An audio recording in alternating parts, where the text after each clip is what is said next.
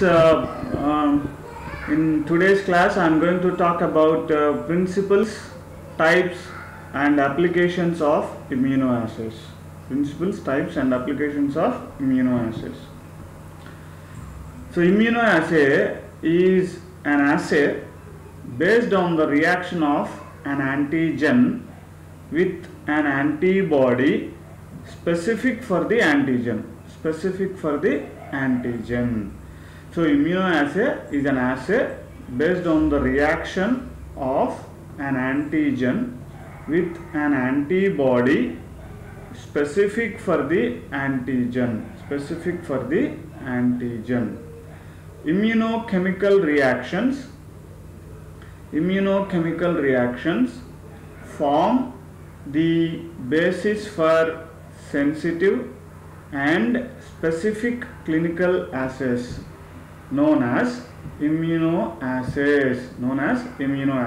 So immunochemical reactions form the basis for the sensitive and specific clinical assays known as immunoassay. So the principle of immunoassay is antigen antibody specific reaction, and the sensitivity and specificity of this antigen and antibody makes the principle of this immunoassays, of these clinical assays, which are known as immunoassays. In a typical immunoassay, if you see in a typical immunoassay, an antibody is used as a reagent to detect the analyte of interest. Means analyte means here it is antigen. Analyte means antigen. So in a typical immunoassay, an antibody is used as a reagent to detect the analyte. That is nothing but antigen, which is of our interest. So if you wanted to detect any antigen in the body, so we will do this immunoassay. So for this, what we will use? We use an antibody as a reagent to detect the antigen of interest. Okay. So the monoclonal antibodies are used widely as reagents in immunoassay techniques. Monoclonal antibodies are used widely as reagents in immunoassay techniques.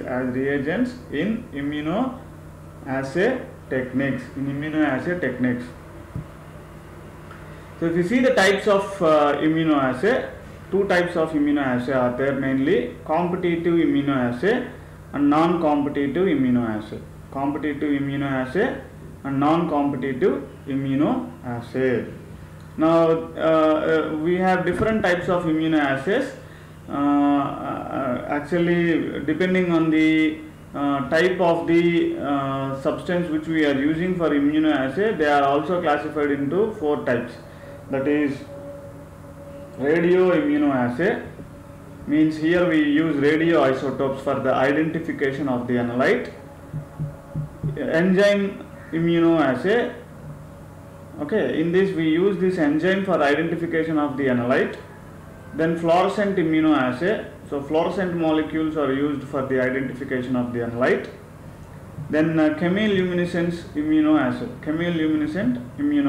So this chemiluminescent immunoassay, we use these chemiluminescent molecules for the identification of analyte. So basically two types of immunoassay are there: competitive immunoassay and non-competitive immunoassay. So the type of substance which we are using for analyte, based on that, four types are there as of now: radioimmunoassay, enzyme immunoassay, fluorescence immunoassay, chemiluminescence immunoassay. Okay, so two types are there majorly: competitive immunoassay and non-competitive immunoassay. That competitive immunoassay means there will be competition for binding with the antibody. Okay, that is what competitive immunoassay. Then non-competitive immunoassay, if you see non-competitive immunoassay, there is no competition between the analytes to bind with the antibody. Okay, so that is what, same like competitive inhibition and non-competitive inhibition, the same principle is applied here also. Now if you see the different types of immunoassay, we have, I told, radioimmunoassay, enzyme immunoassay, and we have fluorescent immunoassay and chemiluminescent immunoassay. We will see one by one all the different types of immunoassay. Okay. Now radioimmunoassay, in short it is called as RIA. RIA means radioimmunoassay. If you see the principle of radioimmunoassay, there is a competition between radio-labeled and unlabeled antigen or antibody in an antigen-antibody reaction. Analytically is used to determine the concentration of the unlabeled antigen or antibody. Okay. So here there is this radioimmunoassay is based on the competitive immunoassay technique. Okay. So the principle is competitive immunoassay is used in radioimmunoassay. Here what they do, they radio label the antigen. They use two reagents. One is radio labeled antigen, the other one is unlabeled antigen. So this antigen reacts with the antibody, and then after reaction what we will do, we will try to determine the concentration of unlabeled antigen or antibody. Unlabeled antigen or antibody concentration we will find out. So based on this we can quantify the analyte that is present in the given substance by using this technique.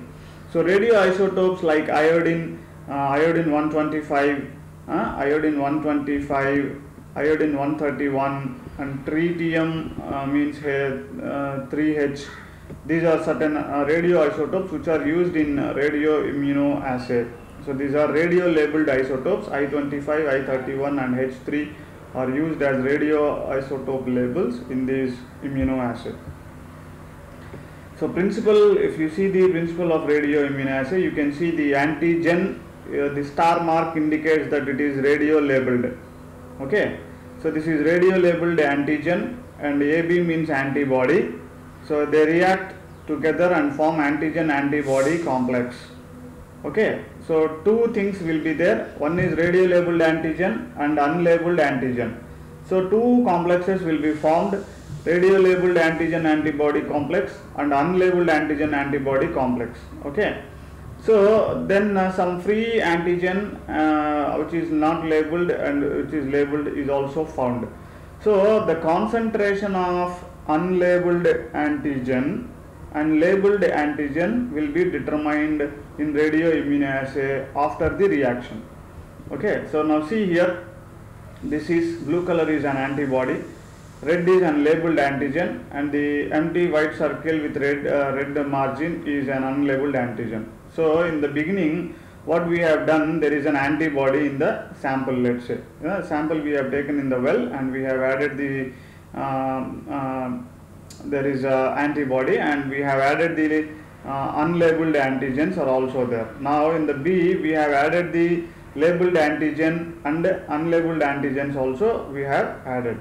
Now what will happen, this antigen, they replace this, they displace this. Okay, they displace the unlabeled antigens, they displace the unlabeled antigens with label. So as a result what will happen, labeled antigen concentration decreases. That labeled concentration is determined how much is free. So with that we can come to an idea that how much of concentration of antibody or antigen is present in that radioimmunoassay. By the technique you can come to know what is the concentration of the analyte. Okay, if you see the applications of radioimmunoassay, the diagnosis of hormonal disorders and cancers are determined by using this radioimmunoassay. So hormone tests, cancer markers, all these things are determined by this radioimmunoassay. Then therapeutic monitoring of drugs. Therapeutic monitoring of drugs is also done with radioimmunoassay. Then useful in biomedical research also we use this radioimmunoassay for identification of various substances. Then extraction of a wide variety of compounds which include peptides, steroid hormones, vitamins, drugs, antibiotics, nucleic acids, structural proteins, and hormone receptor proteins. And are hormone receptor proteins are mainly determined by using this radioimmunoassay. This radioimmunoassay is also used in diagnosing insulinomas and sex hormone sensitive tumors. Then digitalization in the management of congestive heart failure also is done by using this radioimmunoassay identified. Then estimation of vitamins like vitamin B, B12, B2, folic acid, hormones like insulin, thyroxine, T3, T4 hormone identification, cortisol identification, testosterone hormone identification, dihydrotestosterone, estrogen, other hormones like ACTH, FSH, LH, and drugs like digitoxin. Their drug monitoring also can be done with the help of radioimmunoassay, and antigens like the Australia antigen is also used for the identification by this technique. So this is about radioimmunoassay.